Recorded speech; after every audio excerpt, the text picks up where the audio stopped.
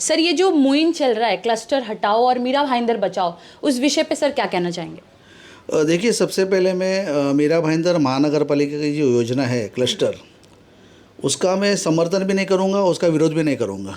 उसका कारण ऐसा है कि लोगों को समझा ही नहीं अभी तक।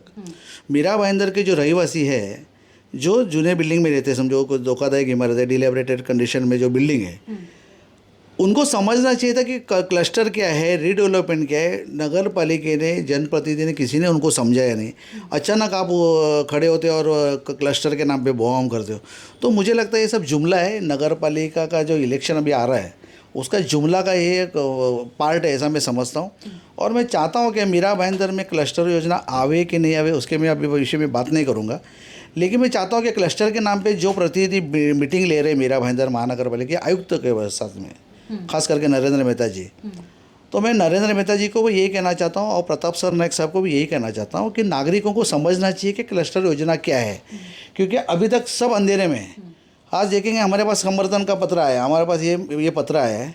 ये पत्र के अंदर जो सोसाइटी वाले वो हम लोग को आके मिले, उनका ये कहना है कि हमको कुछ मालूम ही नहीं है। और दूसरी बात ऐसी है कि जो जनप्रतिनिधि आज जो प्रेजेंटेशन कर रहे हैं ना, उसके खिलाफ उनका बहुत बड़ा एक संभ्रम बोलते हैं ना, वो लोग मिसगाइड हो रहे हैं। तो उनको ये समझ में नहीं आ रहा है कि जनप्रतिनिधि हमारे खिलाफ बात कर रहे हैं या हमारे समर्थन में बात कर रहे हैं, कुछ समझ में नहीं आ रहा है।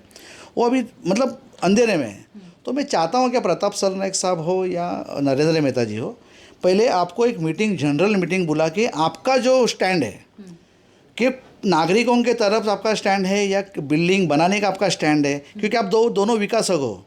तो दोनों विकासक होने के कारण नागरिक संभ्रमित है क्योंकि उसका भी दोनों विकासक है। तो ये लोग अपने हित में काम कर रहे हैं या विरोध में काम कर रहे हैं, किसी को समझ में नहीं आ रहा है। उसका क्लेरिफिकेशन होना ज़रूरी है। और जब आपका सीएम है, आपकी सत्ता है, उसके बाद में भी आपको कमिश्नर के जाके उधर जाके कोई बातचीत करने की ज़रूरत नहीं है।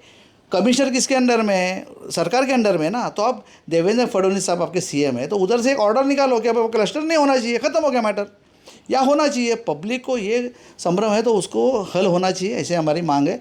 महाराष्ट्र में सेना के पास कल लेटर आया हुआ है, हम नागरिकों के साथ में खड़े हैं। हम तो, मैं तो कोई विकासक हूँ नहीं। तो विकासक जो है, एमएलए जो विकासक है ना, उनको क्लेरिफिकेशन होना बहुत जरूरी है, ऐसी मेरी मांग है। अभी देखते हैं आगे क्या होता है, क्योंकि अभी 15 दिन का कुछ अल्टीमेटम दिया है, कुछ उसने, हम लोग कुछ रास्ता निकालते, देखते हैं अभी उसके ऊपर क्या हो रहा है।